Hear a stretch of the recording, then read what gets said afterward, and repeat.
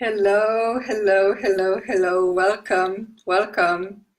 Cheers with my coffee. I will wait a while till maybe one of you will join me and we'll begin later. Hello to modern adulthood community. Today we are talking about how to say no without feeling guilty. So, cheers with my coffee. How are you? I will wait a while. And let's begin. So, for those who are first time here, and for those who don't know me, or maybe you are watching me on replay or on YouTube, my name is Karmen.pevc, and I'm a founder and CEO of my modern adulthood agency.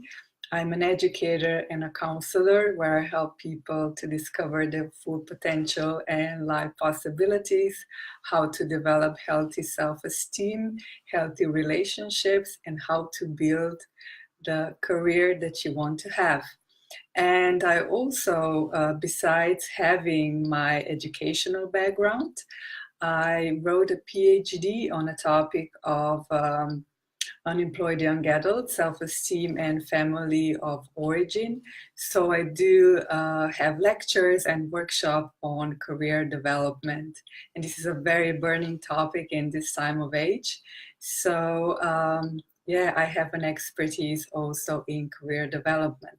But today, let's dive in how to say no without feeling guilty, because no is a very short, very short word, but very powerful word that sometimes we have trouble of saying no. So basically, when we say no, we have three options.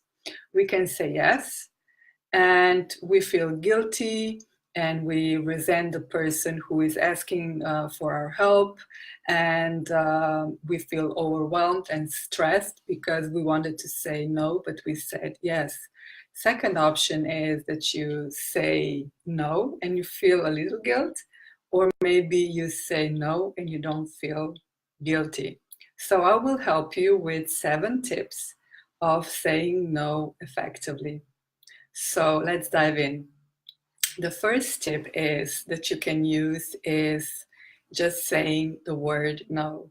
So basically, you say the word and you don't beat around the bush. You are very honest. You don't lie. You don't hide. You pick up the phone when a person is calling you and asking you for help.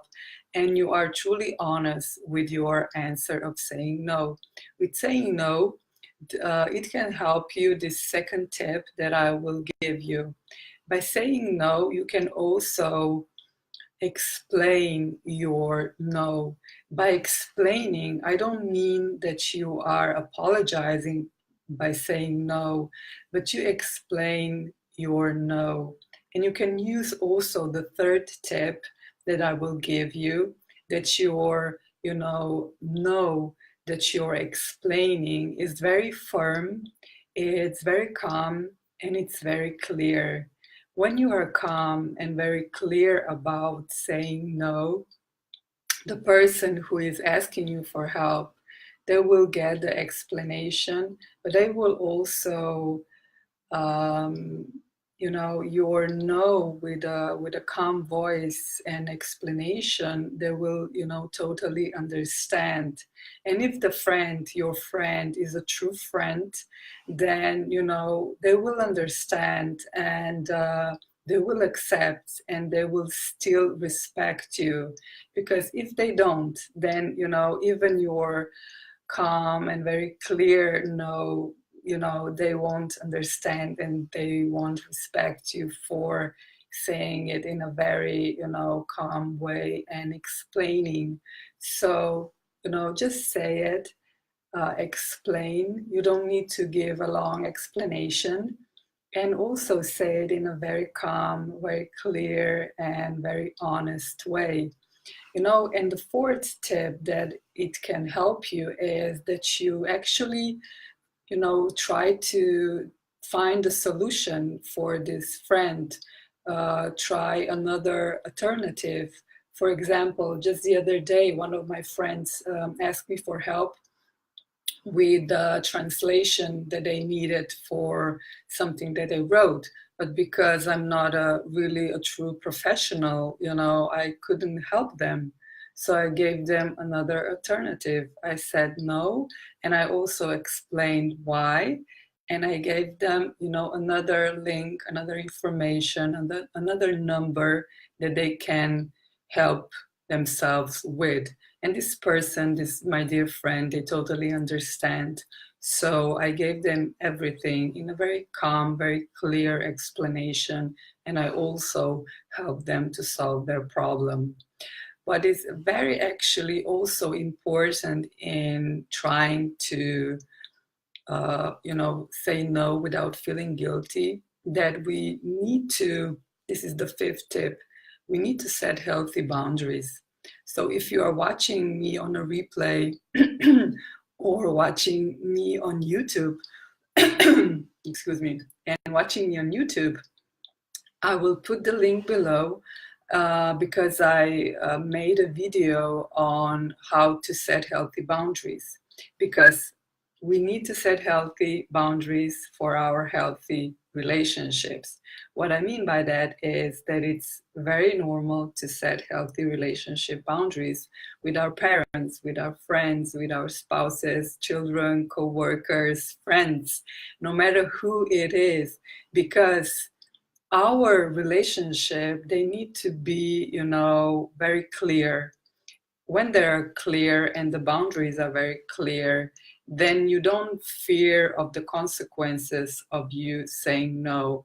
And also, when the relationship, the dynamic of the relationship and your role in this relationship is very clear, then you don't fear the consequences of saying no. So do so, go on my link and try to see the video of how to set healthy boundaries, because I give a few pointers and I give a few tips on how to say no. And it takes practice, of course, but if you follow the tips, if you follow my advice, you will get better, better, and better. And also, when you do use these tips in how to set healthy boundaries or how to say no without feeling guilty, also your self-esteem, rises. You feel more confident. But because when you say no and and you feel guilty about it, you feel pressure that your friends won't understand you saying no. And the second tip is, no, actually it's a sixth tip. Hello, Miriam. Zdravo. Hey. Thank you for joining me. And the sixth tip that I will give you, it's very useful for you to use it in a working environment. And actually it's called put the question back to the person asking. So for example, your boss gives you additional working tasks, and you know that this working task is overload of the tasks that you actually already have. So you ask your boss, I'm really happy and glad for this additional work. However, this X, Y, Z will take a longer period of time, not 2 weeks, but 3 weeks. So how would you like me to prioritize these tasks?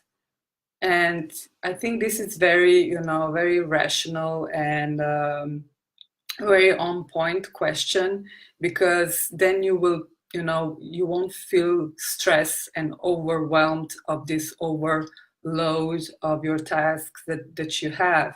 And you just prioritize how your boss, suggested. So I think this is a very useful working tip that you can use.